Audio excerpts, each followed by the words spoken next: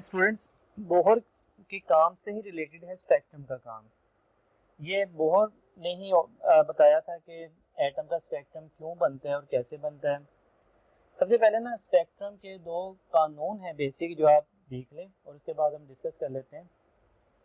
If possible अगर मुमकिन है, electron always tries to remain in the lowest energy level. Electron की कोशिश होती है अगर मुमकिन हो तो सबसे नीचे वाले दायरे में रहे। मतलब अगर पहले दायरे से इलेक्ट्रॉन कभी जंप करके ऊपर चला भी जाएगा तो उसकी कोशिश होगी कि वापस अपने दायरे में आ जाए।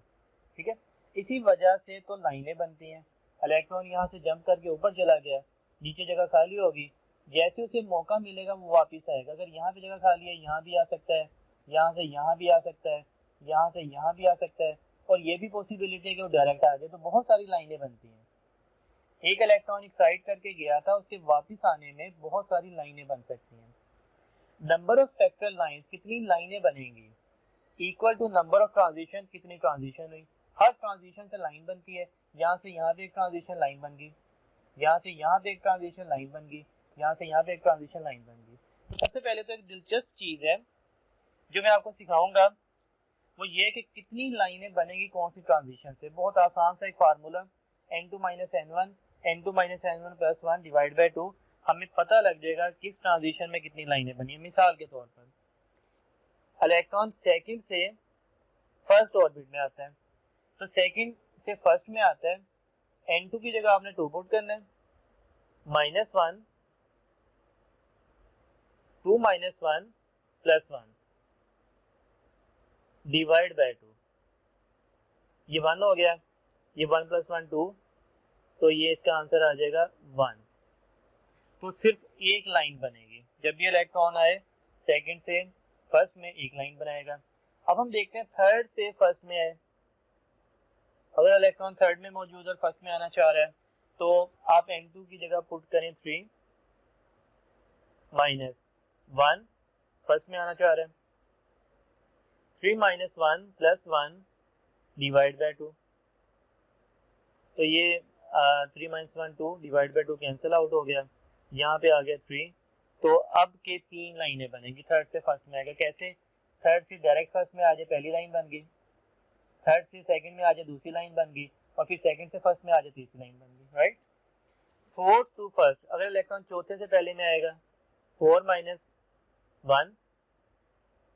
4 - 1 + 1 डिवाइड बाई 2। तो 4 डिवाइड बाई 2 2, और ये 3 6। इस बार 6 लाइनें बनेगी। चौथे से पहले में आने पे 6 लाइनें कैसे बनेगी, चौथे से डायरेक्ट पहले में आ जाए, चौथे से दूसरे में आ जाए, चौथे से तीसरे में आ जाए, तीसरे से दूसरे में आ जाए, तीसरे से पहले में आ जाए, दूसरे से पहले में आ जाए। तो बहुत सी लाइनें बन सकती हैं। ये एक दिलचस्प चीज़ थी, वैसे इंटरेस्टिंग थी, मैंने आपको बता दिया है, आपके नो डाउट बुक में नहीं है। स्पेक्ट्रम, स्पेक्ट्रम हमेशा दो किस्म का होता है, कंटिन्यूस स्पेक्ट्रम और एटॉमिक या लाइन स्पेक्ट्रम। कंटिन्यूस स्पेक्ट्रम ये होता है मैटर इन बल्क, एक मैटर की खूबी है, मतलब बहुत सारा मैटर इकट्ठा हो तो ये बनता है। मिसाल के तौर पर जब बारिश होती है तो बहुत सारे पानी के कतरे ऊपर मोलक सस्पेंड हो जाते हैं हवा में, उसकी वजह से ये कंटिन्यूस स्पेक्ट्रम बनता है। इसकी एग्जांपल है रेनबो। लेकिन ये कंटिन्यूस स्पेक्ट्रम हम डिटेल में डिस्कस नहीं करेंगे क्योंकि हम यहाँ लाइनों के बारे में देख रहे हैं। ये लाइन स्पेक्ट्रम या एटॉमिक स्पेक्ट्रम एक एटम की खूबी है। ये बनता है एक एटम से, और एक एटम ना ही सॉलिड फॉर्म में अलग होता है ना ही लिक्विड फॉर्म में। एटम सेपरेट होता है गैसियस स्टेट में। तो एटॉमिक या लाइन स्पेक्ट्रम बनाने के लिए आपको गैसियस एटम लेना है, क्योंकि एटम होते हैं गैसियस स्टेट में रहते हैं। ये दो किस्म का होता है, emission spectrum, absorption spectrum. Emission spectrum कैसे बनेगा, हमने एक गैसियस एटम ले लिया। मैं आपको एक एटम की स्टोरी बताऊंगा, तमाम एटमों का वही हिसाब होता है। ये एक एटम मौजूद है और ये गैसियस स्टेट में है। आपने इसे एनर्जी प्रोवाइड करनी है। एनर्जी प्रोवाइड करने के दो तरीक़ेकार हैं, या तो आप इसे हीट कीजिए, अगर आप इसे हीट नहीं कर सकते तो आप इसे इलेक्ट्रिकल डिस्चार्ज, इलेक्ट्रिसिटी प्रोवाइड कीजिए। दोनों सूरत हाल में एक ही काम होना है, क्या, इसका इलेक्ट्रॉन नीचे से कहीं जंप करके ऊपर जाएगा, इस अमल को बोलते हैं एक्साइटेशन। जब ऊपर चला जाएगा तो ऊपर जाके बेचैन रहेगा, क्योंकि इलेक्ट्रॉन क्या चाहता है, हमेशा लोएस्ट एनर्जी लेवल में आना चाहता है। इलेक्ट्रॉन वापस आएगा, जैसे वो इलेक्ट्रॉन वापस आएगा, ये बोहर ने बताया था कि जब भी इलेक्ट्रॉन ऊपर से नीचे जंप करता है, एनर्जी एमिट करता है, ये एनर्जी जब एमिट होगी तो बाहर निकलेगी। अगर आप सामने कोई ऐसी सेंसिटिव स्क्रीन लगा दें जिस पर लाइट पड़ती है तो निशान डालती है, ये लाइट यहाँ पे एक निशान डालेगी और एक लाइन बन जाएगी। तो ये इसीलिए लाइन स्पेक्ट्रम कहलाता है, इसमें लाइनें बनती हैं। ये बिल्कुल ऐसी है जैसे खुदा ना खास्ता किसी को बुलेट लगे तो बुलेट उस पर एक जगह ही निशान बनाएगी, पूरी बॉडी पे निशान नहीं बना देगी, जहाँ पे लगी वहीं पे निशान बनाएगी। तो ये बुलेट की तरह का लाइट का एक पार्टिकल होता है जिसे क्वांटम बोलते हैं या फोटॉन बोलते हैं लाइट के केस में। ये जैसे स्क्रीन पे जाएगा तो एक जगह लाइन बनाएगा, पूरी स्क्रीन को वाइट नहीं करेगा, एक जगह वाइट निशान बना दिया और पूरी स्क्रीन क्या है, ब्लैक है।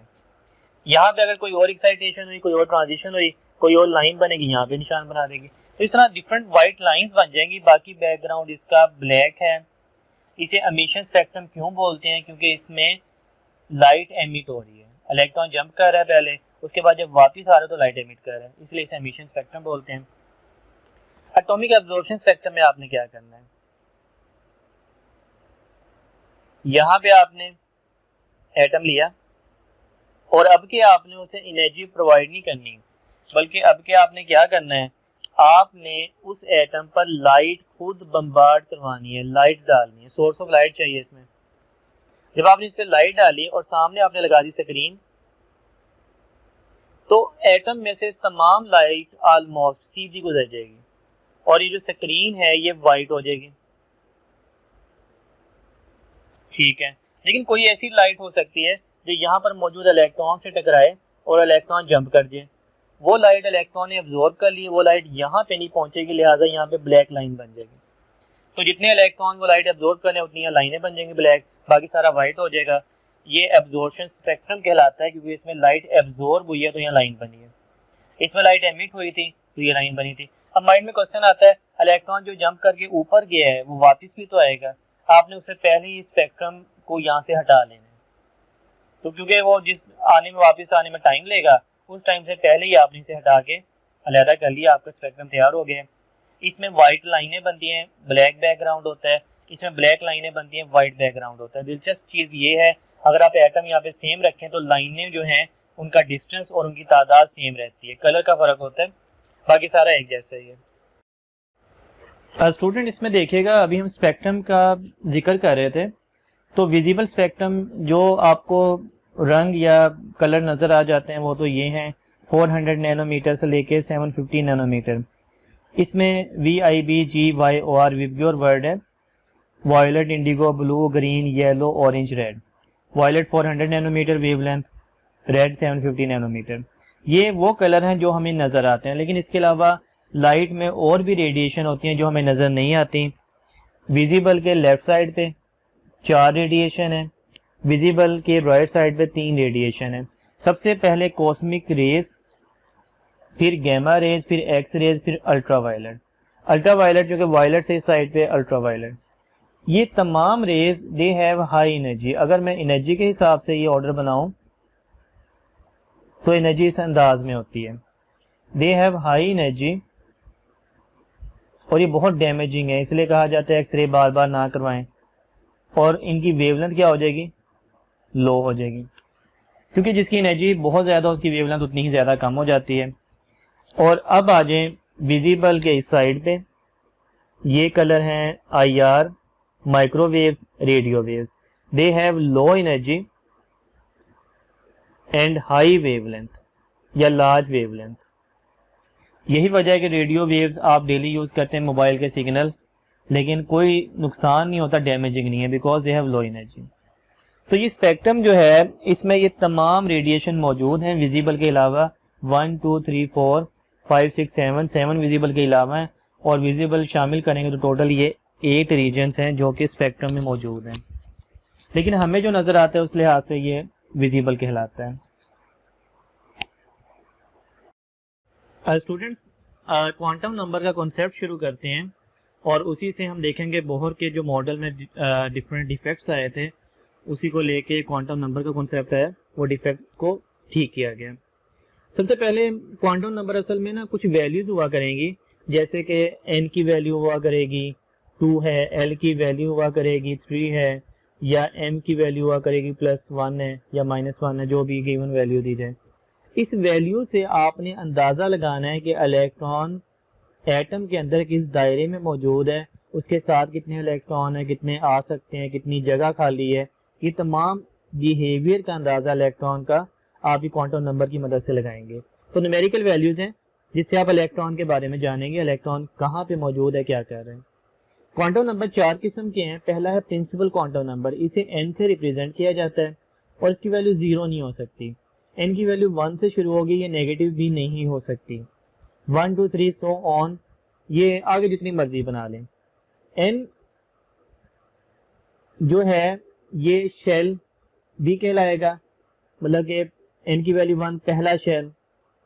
इसे एनर्जी लेवल भी कह सकते हैं। n की वैल्यू 1 पहला एनर्जी लेवल, फिर 2 दूसरा एनर्जी लेवल, तीसरा एनर्जी लेवल। बोहर ने इसे ऑर्बिट का नाम दिया था, पहला दायरा, दूसरा दायरा, तीसरा दायरा, और इसे प्रिंसिपल क्वांटम नंबर भी बोलते हैं। तो ये 4 नाम एक ही चीज़ के हैं, shell, energy level, orbit, principal quantum number.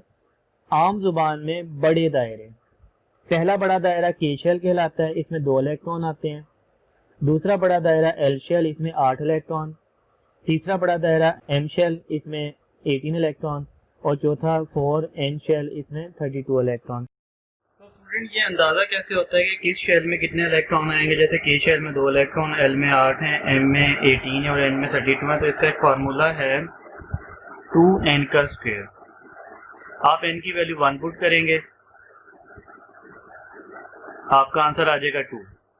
तो ये n की वैल्यू 1 मीन्स पहला शेल, इसमें 2 इलेक्ट्रॉन रहते हैं। आप n की वैल्यू 2 पुट करेंगे, आंसर आ जाएगा 8। दूसरे शेल में 8 इलेक्ट्रॉन रहते हैं। n की वैल्यू 3 पुट करेंगे, आंसर आ जाएगा 18। तीसरे में 18 इलेक्ट्रॉन रहते हैं। n की वैल्यू 4 पुट करेंगे, आंसर आ जाएगा 32। चौथे शेल में 32 इलेक्ट्रॉन रह सकते हैं। तो ये जो प्रिंसिपल क्वांटम नंबर n की वैल्यू है, ये आपको 4 किस्म की इंफॉर्मेशन देती है, जिसे मैंने ऐसे लिख दिया LDSE। मैंने खुद ये बना लिया सेंटेंस LDSE, कोई और भी बनाया जा सकता था। 4 इंफॉर्मेशन कौन कौन सी है? L means location, D means distance, S means size और E मीन्स एनर्जी। आप n की वैल्यू से ये 4 इंफॉर्मेशन इकट्ठी कर सकते हैं। मिसाल के तौर पर मैं क्वेश्चन बनाता हूँ कि हमारे पास इलेक्ट्रॉन्स हैं जिसकी n की वैल्यू 2 है और एक इलेक्ट्रॉन है जिसकी n की वैल्यू 4 है। तो पहला क्वेश्चन इसमें बन सकता है, Which electron has low energy? तो n की वैल्यू कम है तो एनर्जी भी कम, n की वैल्यू ज़्यादा है तो एनर्जी भी ज़्यादा। मैं इसे इलेक्ट्रॉन 1 कह देता हूँ और इसे इलेक्ट्रॉन 2 कह देता हूँ। तो इलेक्ट्रॉन 1 की एनर्जी कम होगी। ठीक हो गया? क्वेश्चन देखें,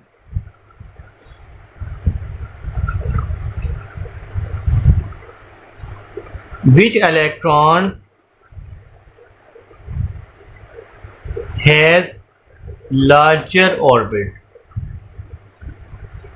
ऑर्बिट या शेल, किस इलेक्ट्रॉन का दायरा बड़ा है? तो n की वैल्यू जितनी ज़्यादा उतना ही दायरा बड़ा होता है।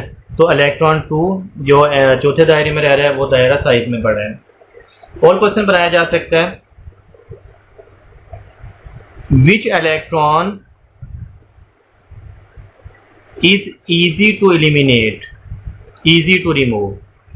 तो जिस इलेक्ट्रॉन की n की वैल्यू ज़्यादा होगी वो आसानी से निकल सकता है। तो जिसमें n की वैल्यू 4 है, इसे निकालना आसान है। ये n की वैल्यू 4 इलेक्ट्रॉन 2 की है, आप कह सकते हैं इलेक्ट्रॉन 2 को निकालना ज़्यादा आसान है। Which electron is far away from nucleus? कौन सा इलेक्ट्रॉन न्यूक्लियस से दूर है? तो जितनी n की वैल्यू ज्यादा उतना न्यूक्लियस से दूर होगा। इलेक्ट्रॉन 2 की n की वैल्यू 4 है, इलेक्ट्रॉन 2 न्यूक्लियस से ज्यादा दूर है। ऐसा क्वेश्चन बनाया जा सकता है, which electron is near to nucleus? Electron number 1 जिसमें n की वैल्यू 2 है वो न्यूक्लियस से ज्यादा करीब होगा। तो आप चार बातें आप जान सकते हैं एन की वैल्यू से। लोकेशन, वो इलेक्ट्रॉन कौन से दायरे में, पहले में, दूसरे में, तीसरे में, चौथे में। डिस्टेंस, वो दायरा न्यूक्लियस से कितने फासले पे है। साइज, वो जिस दायरे में है उसका साइज क्या है, जैसे जैसे एन की वैल्यू बढ़ती है साइज बढ़ता है। वो जिस दायरे में है उसकी एनर्जी। ठीक हो गया। एन की वैल्यू से ही कुछ मजीद इंफॉर्मेशन मैं आपको सिखाता हूँ। ठीक है, एन की वैल्यू लोकेशन, डिस्टेंस, साइज और एनर्जी तो बता रही है। इसके साथ साथ एन की वैल्यू आपको बताएगी number of electrons, total number of electrons. उसका फार्मूला है 2n का स्क्वायर, हमने डिस्कस कर लिया है। Number of orbitals,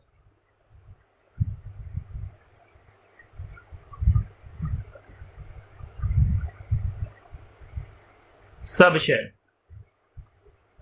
number of subshell.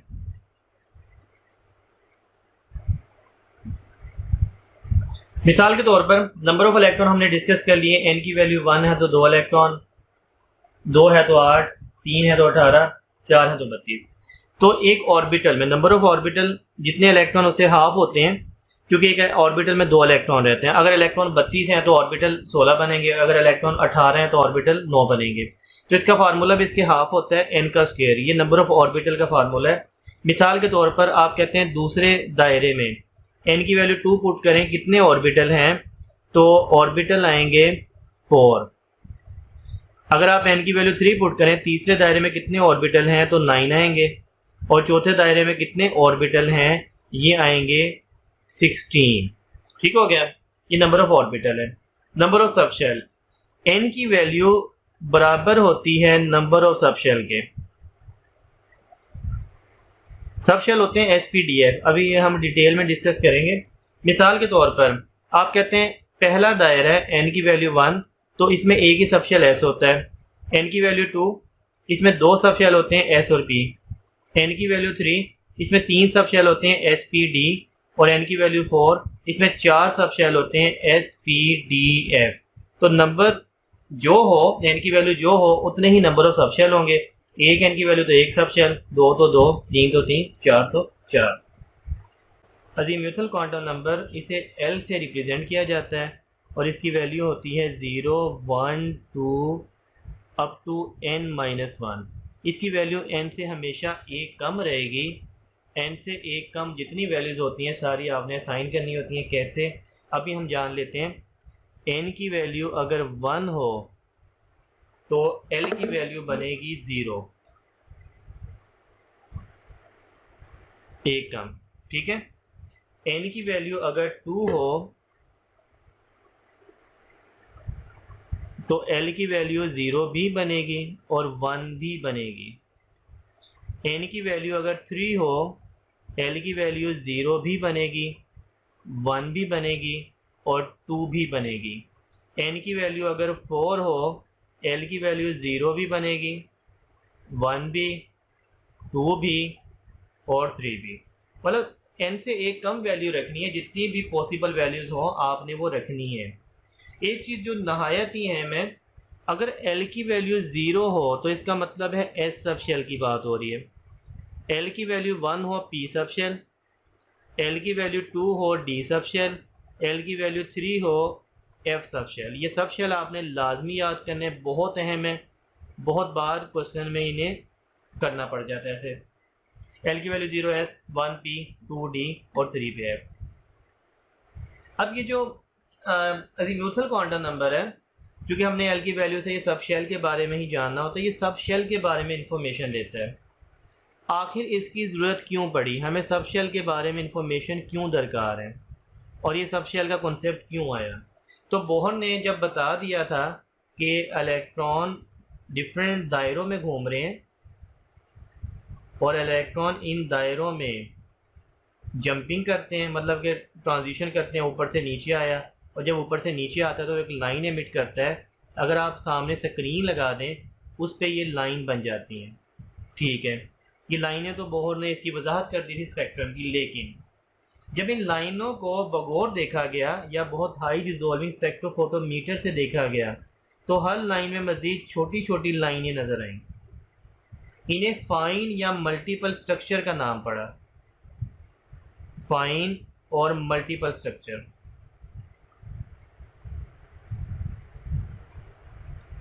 Bohr इस बात का जवाब नहीं दे पाया कि भाई ये बारीक लाइनें या बहुत फाइन लाइनें कहाँ से बन गई हैं। इस बात का जवाब अज़ीमुथल क्वांटम नंबर में है कि हर बड़े दायरे में छोटे दायरे होते हैं। पहले बड़े दायरे में एल की वैल्यू 0 मीन्स एक छोटा दायरा है एस, इसे सबशेल कहते हैं। दूसरा बड़ा दायरा एन की वैल्यू 0 मीन्स एस, एल की वैल्यू 0 मीन एस, एल की वैल्यू 1 मीन्स पी, क्योंकि मैंने यहाँ वैल्यूज़ लिख दी हैं। ये दूसरे बड़े दायरे के 2s और 2p। तीसरे बड़े दायरे में एल की वैल्यू 0 मीन्स एस, एल की वैल्यू 1 मीन्स पी, एल की वैल्यू 2 मीन्स डी। तीन छोटे दायरे हैं एस पी डी, और चौथे बड़े दायरे में 4 छोटे दायरे हैं एस पी डी और एफ। ये चौथा है तो सबके साथ 4 लगेगा। तो आपने देखा हर बड़े दायरे में छोटे छोटे दायरे हैं। मैं इसे ऐसे बना लेता हूँ, हर बड़े दायरे में छोटे छोटे दायरे हैं जो उसके अंदर होते हैं, बिल्कुल ऐसे जैसे कि एक बड़ी अलमारी के अंदर छोटे छोटे ड्रॉर्स होती हैं। तो जब इलेक्ट्रॉन इन बड़े दायरों में जंप कर रहा था, पहले से दूसरे में गया, दूसरे से तीसरे में गया, तो वो लाइनें बना रहा था, बड़ी बड़ी लाइनें। लेकिन जब इलेक्ट्रॉन इन छोटे दायरों में जंप करेंगे, एस से पी में आ गया, पी से डी में आ गया, अब वो छोटी छोटी लाइनें बनाएंगे। ये छोटी छोटी लाइनें फाइन या मल्टीपल स्ट्रक्चर है। ठीक है, तो अज़ीमुथल क्वांटम नंबर बोहर के एक डिफेक्ट को रिमूव करता है, फाइन या मल्टीपल स्ट्रक्चर का कॉन्सेप्ट। और हर दायरे में छोटे छोटे दायरे होते हैं जो सबशेल कहलाते हैं, और ये जो सबशेल होते हैं इनमें ट्रांजिशन से छोटी लाइनें बनती हैं। आइए स्टूडेंट, अब देखेंगे तीसरा quantum number magnetic quantum number, और हम देखेंगे कि इसकी ज़रूरत क्यों पड़ी और ये किस अंदाज में बनाया जाता है। इसे ऑर्बिटल ओरिएंटेशन क्वांटम नंबर भी कहा जाता है, क्योंकि ये ऑर्बिटल के बारे में बताता है। अभी तक हमने देखा मेन शेल बड़े दायरे, फिर हमने देखा सब शेल छोटे दायरे SPDF, और अब हम जानेंगे ऑर्बिटल मज़ीद छोटे दायरे। तो इसकी वैल्यू m हमेशा आपने l की वैल्यू से निकालनी है प्लस माइनस l। इसका मतलब क्या है, अगर l की वैल्यू 0 हो तो m की वैल्यू भी प्लस माइनस 0 कर देनी है और वो 0 ही रहेगी। ठीक है, l की वैल्यू 0 हो तो कौन सा होता था सबशेल s। अगर l की वैल्यू 1 हो तो कौन सा सबशेल होता है p। तो m की वैल्यू क्या होगी, प्लस माइनस 1। इसका मतलब है m की वैल्यू बनेगी प्लस 1, 0, माइनस 1, 3। इसीलिए p जो हैं वो 3 किस्म के होते हैं, px, py, pz। ये ऑर्बिटल्स हैं। तो m की वैल्यू आपको ऑर्बिटल बता देगी। देखें m की वैल्यू मैंने l से बनाई है 3, तो p 3 किस्म के, ये ऑर्बिटल हम बना रहे हैं। l की वैल्यू 2 हो तो ये बनता है d। m की वैल्यू आप क्या बनाएंगे, m की वैल्यू बनाएंगे प्लस माइनस 2। अब प्लस माइनस 2 में कौन सी वैल्यूज़ आ सकती हैं, m की वैल्यू प्लस माइनस 2 हो तो कौन सी वैल्यू आ सकती हैं। हम तरतीब में बनाते हैं, -2, -1 भी आ सकती है, +1 भी आ सकती है, +2 भी आ सकती है, और 0 भी आ सकती है। 5 वैल्यू। इसीलिए d 5 किस्म के होते हैं। एक होता है dxy, dyz, dzx, dx2 y2 and dz2। तो ये वैल्यूज़ के लिहाज से पी एक्स को जो मर्जी वैल्यू असाइन कर दें, +1 या 0 -1, पी वाई को पी जी को, यहाँ पे ये फ़र्क नहीं है। लेकिन डी एक्स वाई को हमेशा -2 की वैल्यू असाइन करनी है, डी वाई जी को -1, फिर +1, फिर +2 एंड इसे 0। तो ये इस अंदाज में है, -2 नीचे से ऊपर की जानिब जाना है, -1, -2, फिर -1, फिर +1, फिर +2 और फिर एंड पे 0 आपने देना है। ये ऐसे ही इन्हें तरतीब में याद करना है। अब ये कॉन्सेप्ट आया ही क्यों, मतलब कि ये जो हम पढ़ रहे हैं ऑर्बिटल का कॉन्सेप्ट, मैंने कहा एस ऑर्बिटल की वैल्यू m की वैल्यू 0 है, मतलब एस जैसा आगे कोई नहीं है, एस खुद ही एक ही है, एस सबशेल भी है, एस ऑर्बिटल भी है। अब ऑर्बिटल की निशानी क्या है, ऑर्बिटल की निशानी है कि ऑर्बिटल में हमेशा 2 इलेक्ट्रॉन आएंगे, हमेशा 2 इलेक्ट्रॉन। ये ऑर्बिटल की मेन निशानी है। तो मैंने कहा एस सबशेल भी है, एस ऑर्बिटल भी है, क्योंकि एस में 2 इलेक्ट्रॉन आते हैं, लिहाजा ऑर्बिटल भी है। P x, p y, p में टोटल कितने इलेक्ट्रॉन आते हैं, पी में टोटल इलेक्ट्रॉन आते हैं 6। किस अंदाज में, 2 पी एक्स में आ जाते हैं, 2 पी वाई में, 2 पी जी में। तो देखिए ऑर्बिटल पी एक्स है, पी वाई, पी जेड, तो इसमें 2 इलेक्ट्रॉन आ रहे हैं ना। डी में कितने इलेक्ट्रॉन आते हैं, टोटल 10 इलेक्ट्रॉन आते हैं। कैसे भाई, डी 5 किस्म के हैं, 2 dxy में आ जाएंगे, 2 इसमें, 2 इसमें, 2 इसमें, 2 इसमें, टोटल 10 हो गए ना। तो एक ऑर्बिटल में हमेशा 2 इलेक्ट्रॉन आते हैं। अब सवाल ये पैदा होता है भाई इस ऑर्बिटल के कॉन्सेप्ट की ज़रूरत क्यों पड़ी, वो यहाँ पे समझिएगा। ऑर्बिटल के कॉन्सेप्ट की ज़रूरत क्यों पड़ी। बोहर ने जब ये काम किया हाइड्रोजन के स्पेक्ट्रम के बारे में, तो बोहर ने वजाहत की कि ये एटम है हाइड्रोजन का, यहाँ पे आप स्क्रीन लगा दें तो यहाँ से इलेक्ट्रॉन जंप करते हैं, वापस आते हैं, लाइट एमिट करते हैं और ये लाइनें बन जाती हैं इस तरह की। ठीक है, लाइनें तो बन जाती हैं। अब देखें, जब एक साइंटिस्ट जीमन ने यह हाइड्रोजन एटम के बाहर मैग्नेट लगा दिया, तो मैग्नेट लगाने पे हर लाइन मजीद छोटी लाइनों में मुनकसम होगी, डिवाइड होगी। जीमन ने इसे जीमन इफेक्ट का नाम दिया अपने नाम पे, और बोहर से पूछा भी ये क्या हुआ, हर लाइन छोटी लाइनों में क्यों तकसीम हो गई है। बोहर इसका जवाब नहीं दे पाया। इसी तरह एक स्टार्क साइंटिस्ट है, उसने यहाँ पे इलेक्ट्रिक फील्ड लगा दी हाइड्रोजन एटम के बाहर और देखा कि हर लाइन मजीद छोटी लाइनों में तकसीम हो गई है। उसने इसे स्टार्क इफेक्ट का नाम दिया और बोहर इस बात का जवाब भी नहीं दे पाया कि मैग्नेट लगाने पे या इलेक्ट्रिक फील्ड लगाने पे लाइनों से मजीद छोटी लाइनें क्यों बन रही है। इसका जवाब दिया इस मैग्नेटिक क्वांटम नंबर के कॉन्सेप्ट ने। देखें अब, पी सब शेल 3 किस्म का, px, py, pz। D sub shell 5 किस्म का, dx, y, yz, zx, x square, y square, z square. ये ऑर्बिटल है। जब ये आम हालत में होते हैं तो ये बिल्कुल एक बराबर होते हैं, इन्हें बोलते हैं डीजनरेट, हैविंग सेम एनर्जी। 5 वाले ये भी डीजनरेट,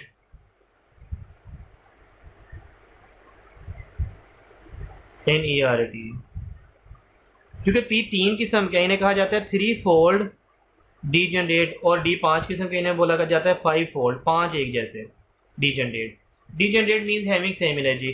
तो जब इलेक्ट्रॉन यहाँ से यहाँ पे जंप करेगा और यहाँ से यहाँ पे जंप करेगा, कोई लाइन नहीं बनाएगा। क्यों नहीं बनाएगा? क्योंकि ये बिल्कुल एक जैसे हैं। इलेक्ट्रॉन यहाँ से यहाँ पे जंप करेगा, यहाँ से यहाँ पे कोई लाइन नहीं बनाएगा क्योंकि बिल्कुल एक जैसे हैं। लेकिन जब आप मैग्नेटिक फील्ड लगा देते हैं, यही पी ऑर्बिटल 3 हिस्सों में डिवाइड हो जाते हैं, ऊपर नीचे चले जाते हैं। और मैग्नेटिक या इलेक्ट्रिक फील्ड में यही डी ऑर्बिटल ऐसे ऊपर नीचे चले जाते हैं। अब इलेक्ट्रॉन यहाँ से यहाँ पे जंपिंग करेगा तो लाइन बनाएगा। वो ये लाइन है जो जीमन या स्टार्क ने देखी थी। इलेक्ट्रॉन यहाँ से यहाँ पे जंपिंग करेगा, लाइन बनाएगा। यही वो लाइन है जो जीमन और स्टार्क ने देखी थी। तो ये मैग्नेटिक क्वांटम नंबर जीमन या स्टार्क इफेक्ट की वजाहत कर रहा है, जिसका जवाब बोहर नहीं दे पाया था। स्टूडेंट, ये 4th क्वांटम नंबर है, spin quantum number. Spin quantum number electron की स्पिन को जाहिर करता है और इसकी 2 ही पॉसिबिलिटीज़ हैं। या तो इलेक्ट्रॉन की स्पिन हाफ होगी 1/2, या -½ होगी ऐसे। या तो इलेक्ट्रॉन ऐसे है या इलेक्ट्रॉन ऐसे है।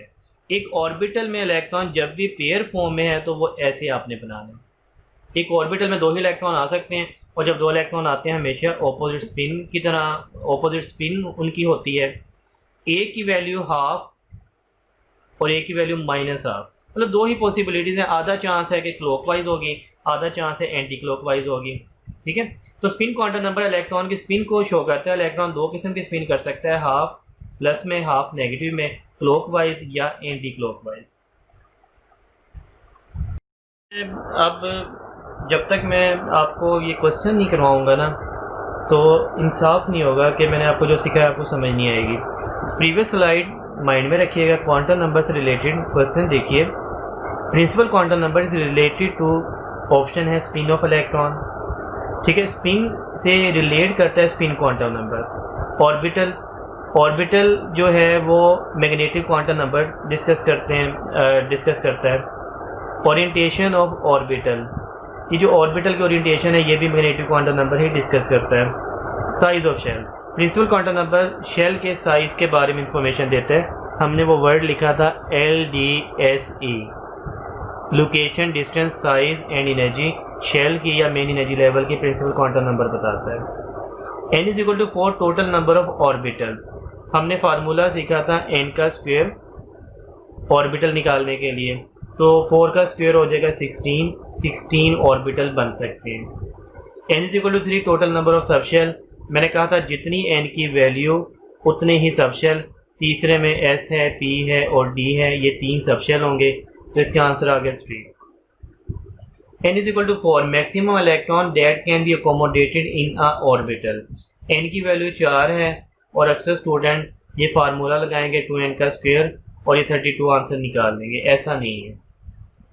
दोबारा पढ़िए, n is equal to 4 maximum electron that can be accommodated in orbital. एक ऑर्बिटल में मैक्सिमम कितने इलेक्ट्रॉन आ सकते हैं? मैंने आपको लास्ट स्लाइड में बताया, ऑर्बिटल में कोई भी ऑर्बिटल हो 2 इलेक्ट्रॉन मैक्सिमम आ सकते हैं, इससे ज़्यादा कभी नहीं आ सकते। एक ऑर्बिटल में हमेशा 2 इलेक्ट्रॉन आते हैं। अब ये ऑर्बिटल कौन से होते हैं? या तो ऐसा होगा या px, py, pz या d वाले 5 हैं, तो आप देख लें एक ऑर्बिटल में 2 से इलेक्ट्रॉन ज़्यादा आ ही नहीं सकते, ये माइंड में रखिएगा। अब आगे देखें question, which quantum number is inconsistent. ये क्वेश्चन टीचर्स को ऐसे बहुत पसंद होते हैं, क्वांटम नंबर के 4 ऑप्शन दे दी जाएं और पूछा जाए भाई कौन सा ठीक नहीं है। या नेक्स्ट क्वेश्चन भी हमारा इसी से रिलेटेड है, which quantum number does not provide permissible solution to wave equation. कौन सा क्वांटम नंबर वेव इक्वेशन के मुताबिक नहीं है? तो बात वही है, कौन सा गलत है। अब आपने ये पैटर्न कैसे समझना है? बहुत आसान सा कॉन्सेप्ट है। सबसे पहले n की वैल्यू देखनी है, n की वैल्यू 0 नहीं होनी चाहिए और n की वैल्यू नेगेटिव नहीं होनी चाहिए, सब में ठीक है, ऑलमोस्ट n की वैल्यू ठीक ही गिवन दी जाती है। फिर आपने l की वैल्यू देखनी है। l की वैल्यू अभी हमने फार्मूला सीखा था, l की वैल्यू जो भी हो 0, 1, 2, n-1 n से हमेशा 1 कम रहेगी, मतलब जो भी हो 1 कम होगी। देखें n की वैल्यू 3 है तो l की वैल्यू 2 ठीक है, n की वैल्यू 4 है तो l की वैल्यू 2 ठीक है। 1 कम 3 से नीचे जो मर्जी वैल्यू बन जाए, लेकिन 1 कम वाली वैल्यू बनानी, ठीक है। ये नहीं कि हमेशा 3 बनानी है, क्या करना है 1 कम वैल्यू से नीचे जो मर्जी वैल्यू बना दे। n की वैल्यू 2, l की वैल्यू 1 ठीक है, n की वैल्यू 4, l की वैल्यू 3 ठीक है। अब m की वैल्यू आपने बनानी है l की वैल्यू से। कैसे? अगर l की वैल्यू 2 है तो m की वैल्यू बनेगी +-2, इसमें आएगा +2, 1, 0, -1, -2, ये बनेगी ना। अब इन तमाम में -3 नहीं है, यहाँ पे -3 आ गया जो पॉसिबल नहीं था। l की वैल्यू 2 है तो m की वैल्यू ये बन सकती थी, इनमें से कोई लिखी होती ठीक होती, -3 नहीं, लिहाजा हमारा पहला वाला ही ये इनकंसिस्टेंट है। बाकी देख लें, l की वैल्यू 2 है तो m की वैल्यू +2 इसमें है, आप निकाल सकते हैं। l की वैल्यू 1 है तो m की वैल्यू 0, अगर l की वैल्यू 1 है तो m की वैल्यू +-1 बननी थी ना, इसमें +1 भी है, 0 भी है, -1 भी है, तो ये 0 है। l की वैल्यू 3 है तो m की वैल्यू +-3, उसमें 2 भी आएगा, तो बाकी सारे ठीक थे। ये अल्फा ऑप्शन इसका इनकंसिस्टेंट था।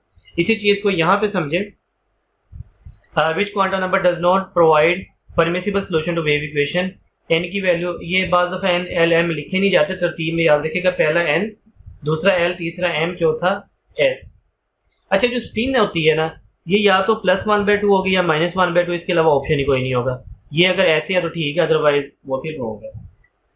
देखें, n की वैल्यू 3, l की वैल्यू से कम ठीक है, ये +-2 में कोई भी वैल्यू हो सकती है ठीक है, और ये +1/2 ठीक है। 3 उसे एक कम से नीचे जो मर्जी वैल्यू होती ठीक होती, ये +-2 में 1 भी आ जाएगा और ये भी ठीक है। 3 उससे n की वैल्यू से 1 कम बनानी थी l की वैल्यू, तो यहाँ पे दोनों में ऑप्शन में एक जैसी आ गई, तो यहाँ हम 2 कर देते हैं। 3 तो l की वैल्यू से 1 कम होनी चाहिए थी, नहीं है, तो ये गलत है। उसने यही पूछा does not provide permissible solution, मतलब कौन सा गलत है, तो ये वाला। यहाँ पे n की वैल्यू 3 तो l की वैल्यू से कम 2, m की वैल्यू +-2 में 1 भी आएगा, और ये भी ठीक है। तो इसमें ये वाला ऑप्शन हमने सिलेक्ट कर लिया, it does not provide permissible solution. क्यों? क्योंकि n की जो वैल्यू है उससे 1 कम तक l की वैल्यू बना सकते हैं, उतनी नहीं बना सकते।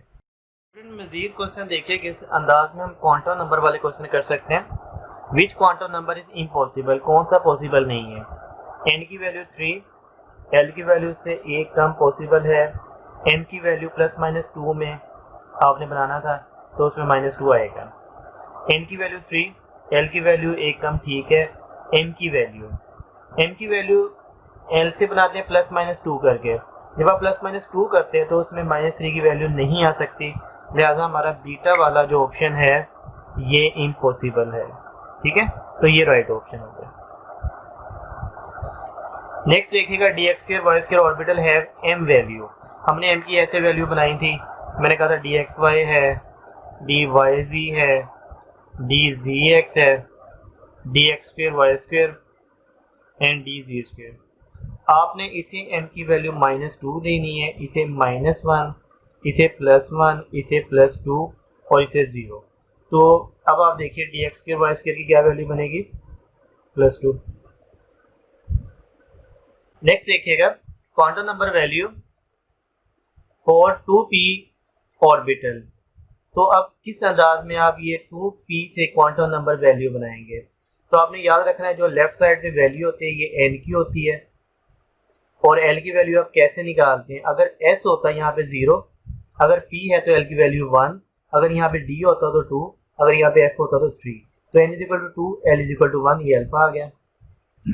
फॉर इलेक्ट्रॉनिक कन्फिग्रेशन, ये इलेक्ट्रॉनिक कन्फिग्रेशन गिवन है। मैंने बहुत सारे इसमें क्वेश्चन बना दिए, लेकिन मैंने इसके ऑप्शन ही दिए। उससे ज़्यादा बेहतर है कि हम खुद ही ऑप्शन ढूंढ लें। सबसे बेस्ट यही होता है कि आप क्वेश्चन देखें, उसका ऑप्शन खुद माइंड में सोचें, बाद में ऑप्शन देखें। If n = 2, l = 1 total electron. तो पहले तो हम इस वैल्यू से जानें कि भाई कौन से दायरे की बात हो रही है। n = 2 सेकेंड, l = 1 क्या होता है, p, 2p की बात हो रही है। तो 2p में कितने इलेक्ट्रॉन मौजूद हैं, 6। इसका आंसर आ जाएगा 6 इलेक्ट्रॉन, ठीक है। इफ n = 3, l = 2, l2 हो तो कौन सा होता है, d, अनपेड इलेक्ट्रॉन। 3d में कितने इलेक्ट्रॉन है यहाँ पे, 8। अब आप 8 इलेक्ट्रॉन बनाएं, फिर आपको पता लगेगा d 5 किस्म के होते हैं, 1 2 3 4 एंड 5 6 7 8। बाकी अनपेड इलेक्ट्रॉन कितने बचे, 2 इलेक्ट्रॉन। ये आंसर आ गया। तो इस कन्फिग्रेशन से आपने ये आंसर निकालने हैं जो गिवन कन्फिग्रेशन हुआ करेगी। इफ l = 2, आपके n की वैल्यू नहीं है तो l की वैल्यू 2 हो तो क्या होता है, d। तो d तो यहाँ एक ही किस्म का हो तो d है ही नहीं, तो इसका मतलब लास्ट वाले d की बात हो रही है। स्पिन +1/2 वाली लेनी है, टोटल इलेक्ट्रॉन निकालने हैं। तो स्पिन को मद्देनजर रखना है। d में टोटल यहाँ पे कितने इलेक्ट्रॉन है, 8।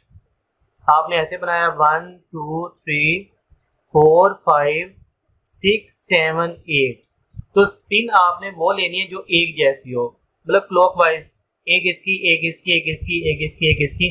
5 ऐसे इलेक्ट्रॉन है जिनकी एक जैसी स्पिन है। इफ n = 2, l = 1, तो ये सेकंड p की बात हो रही है, 2p की इलेक्ट्रॉन पेयर। 2p में कितने इलेक्ट्रॉन है, 6। तो पेयर कितने बनेंगे भाई, 2 यहाँ पे 2 यहाँ पे 2 यहाँ पे, 6 में से 3 पेयर बनेंगे ना, तो 3 इलेक्ट्रॉन पेयर इसका जवाब होगा। ठीक हो गया। स्टूडेंट्स में देखिएगा शेप्स ऑफ ऑर्बिटल्स या शेप्स ऑफ सबशेल। तो इसमें हमारे पास सबसे पहले एस सब शेल है। एस सब शेल हमेशा सफेरिकल आपने बनाना है। ये एस सब शेल भी कहलाता है, एस ऑर्बिटल भी कहलाता है, क्योंकि एस में 2 इलेक्ट्रॉन आते हैं। ये आपने इसे सफेरिकल बनाना है। ये 1s हो गया, ये 2s हो गया, and so on. 1s size में सबसे छोटा, फिर 2s, फिर 3s, फिर 4s। जैसे जैसे इनका नंबर बढ़ता है वैसे वैसे इनका साइज बढ़ता है। ये 1s का इलेक्ट्रॉन या तो इस दायरे में होगा या वो 2s के दायरे में चला जाएगा, इसके दरमियान में नहीं होगा। वो जगह जहाँ पे इलेक्ट्रॉन नहीं होता इसे नोडल प्लेन या नोड बोला जाता है। p सब शेल आगे 3 ऑर्बिटल पर मुश्तमिल है, px, py, pz। तो p आगे 3 हिस्सों में डिवाइड होता है, px along x axis, py along y axis, pz along z axis. इन तीनों का शेप बिल्कुल एक जैसा है, डम्बल। लेकिन इन तीनों की ओरिएंटेशन में फ़र्क है। तो आप ये पी वाई या पी जेड को चेंज भी कर सकते हैं। आप इसे पी जेड बोल दीजिए, ये भी ठीक है। आप इसे पी वाई बोल दीजिए, ये भी ठीक है। तो ये आपकी मर्जी है कि आपने किसे पी एक्स का नाम देना है, किसे पी वाई और किसी पी जेड का नाम देना है। तो ये 3 किस्म की इसकी ओरिएंटेशन है। पी का भी वही हिसाब है, 2p, इससे 3p का साइज बढ़ हो जाएगा, इसके बाद 4p, इसके बाद 5p। तो जैसे जैसे इनका नंबर बढ़ता है वैसे वैसे इनका साइज भी बढ़ता है। डी सब शेल आगे 5 ऑर्बिटल पर मुश्तमिल होता है, d x y, d y z, d z x. इन डी वालों के ऑर्बिटल के शेप एक जैसे नहीं होते। जब आप डी एक्स वाई की बात करेंगे ना, ये एक्स है और ये मैंने वाई सपोज कर लिया, और ये यहाँ पे जी भी है, वो खैर अगर आप ना भी बनाएं तो डी एक्स वाई आपने एक्स और वाई के दरमियान में कहीं बना देना है। लेकिन एक्सिस के ऊपर नहीं बनाना, एक्सिस के दरमियान में कहीं बना दें। या एक्स और वाई के दरमियान बीच में जी भी आएगा नो डाउट, लेकिन जी को आप इग्नोर करें और एक्स और वाई के दरमियान कहीं बना दें। ये भी एक्स वाई के दरमियान यहाँ बना दें। टोटल 4 हिस्से बनाने हैं, इस अंदाज में समझ लीजिए। तो ये एक्सिस के दरमियान में बनाना है। डी वाई जी भी आप ऐसे ही करेंगे, एक्सिस के दरमियान में बनाएंगे वाई और जी के। तो ये वाई है, ये जी है, अब डी वाई जी बना देते हैं। आप एक्सिस बनाइए, ये एक्स है, ये वाई है और ये जी है। तो आपने वाई जी के दरमियान में बनाना है। इट मीन्स के आप यहाँ पे बना दीजिए वाई और जी के दरमियान में, यहाँ वाई जी के दरमियान में बना दीजिए, और यहाँ तो बहुत जगह वाई जी के दरमियान। तो शेप वैसा ही बन गया जैसे पहला था, लेकिन एक्सिस के दरमियान में बना है, एक्सिस के ऊपर नहीं बना। इसी तरह डी जी एक्स आप बना सकते हैं। तो इनके 4 लोब हैं। यहाँ पे आप देखें, ये 1 2 3 4, ऐसे ही आप ना डी जी एक्स बनाएंगे। डी जी एक्स भी आपने जी और एक्स के दरमियान बनाना है। ये भी आपने एक्सिस के दरमियान में बनाने हैं, एक्सिस के ऊपर आप नहीं बना सकते। ये एक्स है, ये वाई है और ये जी है। तो ये जी एक्स आप जी और एक्स के दरमियान में बना सकते हैं। ये जी और ये एक्स यहाँ पे बना दीजिए, ये जी और एक्स यहाँ पे बना दीजिए, और ये जी एक्स के दरमियान बहुत जगह जहाँ मर्जी बना दें, लेकिन हमने एक्सिस के दरमियान में बनाया। पहले जो 3 थे एक्स वाई वाई जी जी एक्स, एक जैसे शेप हो गए इनके एक्सिस के दरमियान में, और इन तमाम के 4 लोग थे। ये जो डी एक्स के वाई स्क्वायर है, ये आपने एक्सिस के ऊपर बनाना है। ये एक्स स्क्वायर इस एक्स एक्सिस के ऊपर, ये वाई स्क्वायर वाई एक्सिस के ऊपर, और जो डी जी स्क्वायर है ये इसके 2 ही लोब हैं। ये आपने जी एक्सिस के ऊपर बना देना, इसे आप जी सपोज कर लीजिए, और ऐसे दरमियान में कॉलर बनाना है। तो इस वाले के शेप को कहा जाता है डम्बल विद कॉलर। ये डिफरेंट है बाकियों से। बाकी ये पहले 3 एक जैसे, ये इस लिहाज से डिफरेंट था कि लोब इसके भी 4 थे, लेकिन ये एक्सिस के ऊपर था, ये वाले 3 एक्सिस के दरमियान में थे, और ये वाला जो है जी एक्सिस के ऊपर 2 लोब हैं इसके, और एक इस तरह का कॉलर है। स्टूडेंट शेप से रिलेटेड कुछ क्वेश्चन देखिएगा। Node is a space where probability of finding electron is maximum 50% 0 infinite. तो नोड वो जगह होती है जहाँ पे इलेक्ट्रॉन की प्रोबेबिलिटी 0 होती है, इलेक्ट्रॉन नहीं पाया जाता। The shape of d z square orbital is spherical dumbbell, dumbbell with collar, so such. तो dumbbell with collar d z square का शेप होता है। Which of the following has non spherical shell of electron. किसका जो shell है वो non spherical है, spherical s होता है, तो नॉन स्फेरिकल से मतलब किसका शेल पी है। तो हीलियम होता है 1s2, बोरॉन 5 इलेक्ट्रॉन होते हैं 1s2 2s2, और इसके 2p पे 1 आता है, तो इसके पास p ऑर्बिटल है। बेरिलियम 4 इलेक्ट्रॉन होते हैं 1s2 2s2, lithium 3 electron 1s2 2s1। ठीक हो गया। तो ये वाला था नॉन स्फेरिकल, मतलब p किस में आएगा। Which has dumbbell shape last subshell. किसके लास्ट में डम्बल शेप आएगा, मतलब p आएगा। लिथियम अभी हमने कन्फिग्रेशन बनाई, उसके तो 2s1 आता है लास्ट में। हीलियम 1s2, हाइड्रोजन 1s1, तो ये ऑक्सीजन ही बचा है ना जिसका 1s2 होता है, और 2s2 और 2p4 जिसके एंड पे p आता है, मतलब डम्बल शेप आता है। ठीक हो गया। स्टूडेंट जो मैंने आपको आज लेक्चर दिया है ये उसकी समरी है। अब ये समरी में हम तमाम चीज़ें कंक्लूड करते हैं जो हमने पढ़ी। एनर्जी लेवल या दायरे 3 किस्म के होते हैं। सबसे बड़े दायरे शेल कहलाते हैं, इन्हें मेन एनर्जी लेवल भी कहा जाता है। इन्हीं को बोहर ने ऑर्बिट कहा था। इन्हें प्रिंसिपल क्वांटम नंबर भी कहा जाता है। तो कई नाम है कि चीज़ के, KLMN या n की वैल्यू से रिप्रेजेंट करेंगे, पहला, दूसरा, तीसरा, चौथा। k वर्ड कर्नल से निकला है जिसका मतलब होता है पहला, तो ये n की वैल्यू 1 की वजह से इसे k पहला। उसके बाद k के बाद चूँकि l आता था, m आता था, इसलिए ये LMN इनका कोई मतलब नहीं, k की वजह से ये आगे वाले LMN कहलाए। k में कितने इलेक्ट्रॉन आ सकते हैं? 2। l में इलेक्ट्रॉन 8, इसमें इलेक्ट्रॉन आ सकते हैं 18 और इसमें 32। इसके बाद हमने आगे सीखा कि बड़े दायरों में हमेशा छोटे दायरे होते हैं, इन्हें सबशेल कहा जाता है। इन्हें SPDF से जाहिर किया जाता है, और इन्हें L की वैल्यू अजीम्यूथल क्वांटम नंबर से भी जाहिर किया जाता है। L की वैल्यू 0 होगी तो S होगा, 1 तो P, 2D, 3F। S में हमेशा 2 इलेक्ट्रॉन आएंगे, पी में हमेशा 6 इलेक्ट्रॉन मैक्सिमम आ सकते हैं, डी में 10 और एफ में हमेशा 14 इलेक्ट्रॉन मैक्सिमम आ सकते हैं। इसका बाकायदा एक फार्मूला होता है 2 इंटू 2l+1। एल की वैल्यू 0 पुट करें, एस होता है ना, तो 2 जवाब आ जाएगा। एल की वैल्यू 1 पुट करें, पी होता है, 6 जवाब आ जाएगा। एल की वैल्यू 2 पुट करें, 10 जवाब आ जाएगा। एल की वैल्यू 3 पुट करें, 14 जवाब आ जाएगा। ठीक हो गया। फिर हमने कहा तीसरी किस्म के दायरे ऑर्बिटल कहलाते हैं। ऑर्बिटल एस सबशेल भी है, एस ऑर्बिटल भी है। ऑर्बिटल की निशानी होती है, ऑर्बिटल में हमेशा 2 इलेक्ट्रॉन आते हैं। एस ऑर्बिटल में एम की वैल्यू 0, इसे एम से जाहिर किया जाता है मैग्नेटिक क्वांटम नंबर, और एल की वैल्यू से निकालें, एल की वैल्यू 0 तो एम की वैल्यू भी 0। पी 3 किस्म के ऑर्बिटल रखता है, p x, p y, p z. आप एल की वैल्यू देखें ना 1 है, तो एम की वैल्यू क्या बनेगी +-1। किसी को 0 बोल दें, किसी को +1, किसी को -1।